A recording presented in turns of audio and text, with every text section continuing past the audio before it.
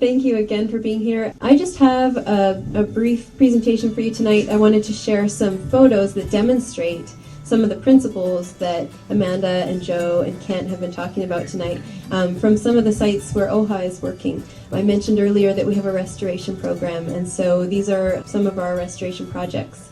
And we have some beaver that are doing some really great work that I just am so excited about. I really wanted to share it since we're all here to talk about beavers and think about beavers tonight. So the first site I'd like to talk about is the Lost Lake wetland. As you may know, OHA was able to purchase a large portion of the wetland on the south end of Lost Lake, and we're very excited, yes, to be protecting it. Thank you. Thank you. We're so happy to be able to preserve this amazing piece of property in the wetland that is there. So this is a shot, if you go just a little bit south of Lost Lake and you get into the wetland and then you turn around and look back at Lost Lake. At the very top, that little sliver of blue, that's Lost Lake. So this is standing in the wetland. And it was really incredible because we took a trip out into the wetland last spring and did some plant identification with the help of some very gracious people with a lot of knowledge about botany. And we were able to basically walk around with our regular boots on. I didn't have rubber boots on, and I was going around, we were checking out all the plants, and it was fine. And there were some wet areas, but we worked around them. Well, we went back a couple of months later, and we didn't have waders.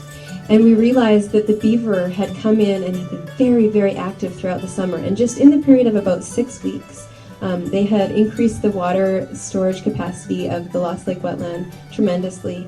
And you can see right here, there's a beaver dam, and then upstream of the beaver dam, there's a pond. And so that's, you see a lot of water stored on the surface, and that in and of itself was just incredible to us to see how much surface water was being stored compared to the previous visit. But then, as Kent mentioned earlier, if you think about the pressure of that water coming down, down, down into the soil, it's pushing water down into the soil, and we don't have a way to measure that right now. But it's a matter of logic, to think about the amount of water that is stored underground. And then when we get to the late summer season and things are starting to dry out and the flows are all lower in our streams, we have all that water available for recharge. And so now this is, this wetland is part of the headwaters to Myers Creek. So then we have that water available flowing into Myers Creek and flowing all the way, into the Kettle River and down and then eventually into the Columbia. And so we're really excited to see this extra water storage capacity that's being built in by these very busy beavers. This is a close-up shot of one of the dams just to show the mud work. You can see how they've carefully gone in there and packed in mud and made it so that their dam will hold the water that they need it to hold. And this is a shot looking from the dam toward one of the ponds, and this is a different pond than the other shot, a little further south into the wetland. And again, you see a tremendous amount of water being stored. And this is a shot that shows a little bit more of the context, so you can see the wetland and then how it's surrounded by, there's a forested wetland and then it transitions to upland forested property. Who owns this now? This is owned by Okanogan Highlands Alliance, and our goal is to preserve and protect and restore where needed. So another site I'd like to share with you is the Myers Creek mitigation site. This is a mitigation site for the gold mine that they are working on, but basically their role is to build a fence, which they did, to keep the site safe so that we don't have trampling occurring by large herbivores. So they've done that. They've built the fence. Yes. They built the fence a couple of years ago, and it's really neat to see that it's happening. This is a really degraded site, and it's already starting to restore on its own. And then the role that OHA is playing is we're going in and doing additional restoration in the stream channel. And as we're developing our plans in all these places that we would just love to see some large woody debris in the stream to help restore the channel, simultaneously the beaver are saying, we got it covered, we're over here, we're working really hard. So on the south end of the parcel it's still degraded, but on the north end of the parcel they've been very busy and they've been doing some tremendous work, and I'm going to share some photos from the north end of the parcel. But first, an example of where this stream is incised. So earlier, Amanda and Joe were talking about what happens when the stream channel gets cut down and incised, and so the water table is so low that it's no longer connected with the floodplain, if you remember those graphics they were showing. So this is an example of a site where there is a floodplain that used to be a wetland. It's now completely disconnected. And so what we're looking to do is restore that channel, bring the water table up, and get the water so it can again flood what used to be a wetland. So we have some tiny little starter dams. This is a starter beaver dam where you just see a little ripple. And we have some of those. And we also have some intermediate dams. This is an example of transition into an intermediate dam. And I think one of the messages that we're trying to get across today is just that beavers can restore streams more cost effectively and with less disturbance than human intervention. They go in there, they leave a light footprint. They don't have any big, track hose or anything where they're tearing up big paths to get their equipment in. And they don't cost us any money at all. And yet they go in there and they make these amazing in-stream structures. And so you can see where the water level is lower in front of the dam and then higher behind it. And as they're going through the channel and doing this, they're just stepping the water level back up. And in places, it's already starting to reconnect with the floodplain. And then in places where they can't work because they don't have enough of vegetation, OHA will be coming in and putting some large woody debris in and also redeveloping the vegetation so we can lure them back to that part of the site. This is an example of step channel bed profile where you see what beaver do in the channel is, like I said, create those steps where they're just incrementally raising the water table. This is one of the larger dams that we have on the Myers Creek mitigation site right now, and it's an intermediate dam, and I just put a little bit of text up here about large woody debris.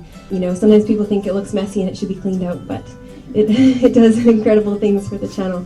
So it builds habitat complexity like we talked about earlier tonight. We're after increasing complexity, and there's even these little microhabitats within the dam that are essential to the biological health of the stream. And then the dams can trap smaller branches and leaf litter and sediments. They provide grade control.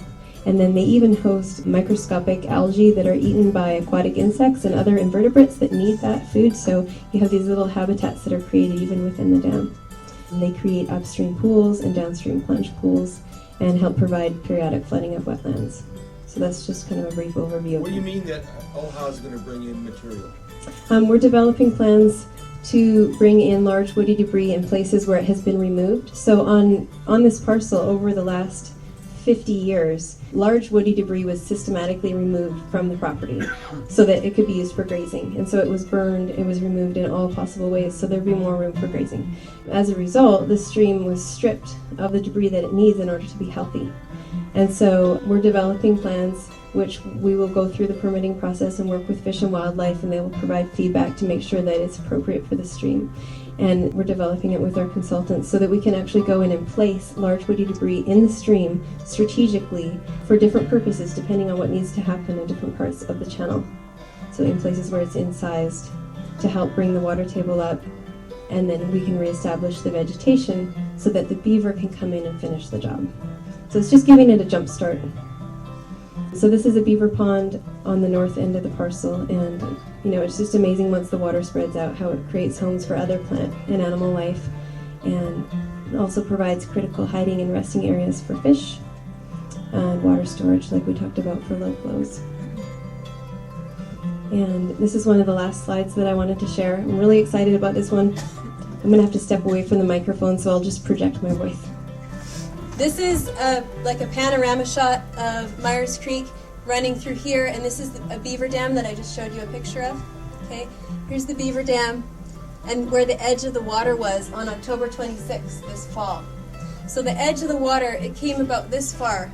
There's the pond, and then the water stopped right there. And the soil was wet over here, but there was no visible water. It was moist for about 45 feet out. And so then we went back in 3 weeks later to complete our beaver dam inventory. And just during those 3 weeks, the water had backed up to the point where it was flowing all through here, 67 feet out from the channel. Just in 3 weeks.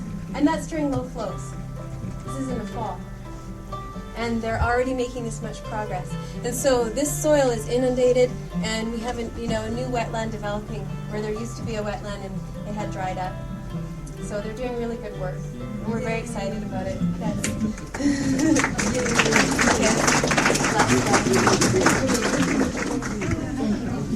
Leave it to Beaver. They know what they're doing. Okay, so thank you all very much for coming tonight. Yes. Are there tours to see any of these sites? Yes, this summer, as part of our education program, we are going to be having some work parties for actual restoration on the ground, and also interpretive hikes where you can come and see this stuff on the ground and see what it looks like in real life. So stay posted, visit our website, and when we have interpretive hikes coming up, it'll be posted on the education section of our website. Who are you? Who am I? Oh, I'm so sorry. I forgot to introduce myself. I'm the lady who's making announcements tonight. I'm Julie Ashmore, and I'm Conservation Coordinator for Okanogan Highlands Alliance. Thank you.